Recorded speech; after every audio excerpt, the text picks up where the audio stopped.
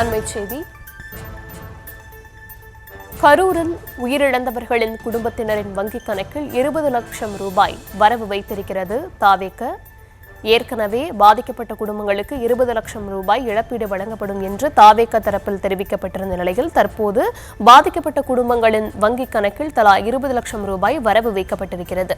விவரங்களை தர இருக்கிறார் செய்தியாளர் ஜெரி. விவரங்கள் வழங்கலாம். வணக்கம்.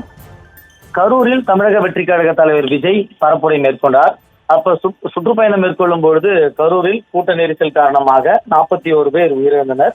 இந்த 41 பேர் உயிரிழந்த குடும்பத்திற்கும் நிவாரணம் அறிவிக்கப்பட்டது. அதாவது உயிரிழந்த குடும்பத்திற்கு 20 லட்சம் ரூபாயும் காயம்பட்டவர்கள் 2 லட்சம் ரூபாய் என்றும் அறிவிக்கப்பட்ட நிலையில தற்பொழுது 41 குடும்பத்திற்கு வங்கி வழியாக நிவாரணம் வழங்கப்பட்டிருக்கிறது.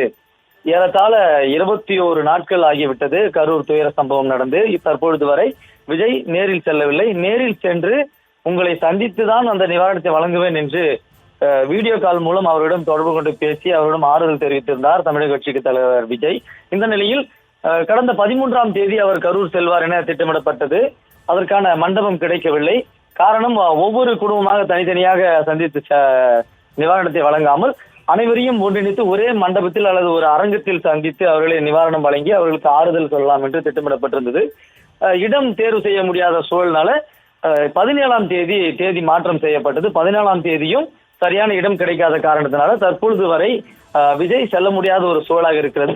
காரணம், இன்னும் நெருக்கத்தில் தீபாவளி இருக்கிறது. தீபாவளி இருக்கிற சூழல்ல பந்தோபஸ்து கொடுக்கக்கூடிய முடியாத ஒரு சூழல் இருப்பதால தீபாவளி முடிந்து அவர் கரூர் செல்லலாம் என்று கூறப்படுகிறது.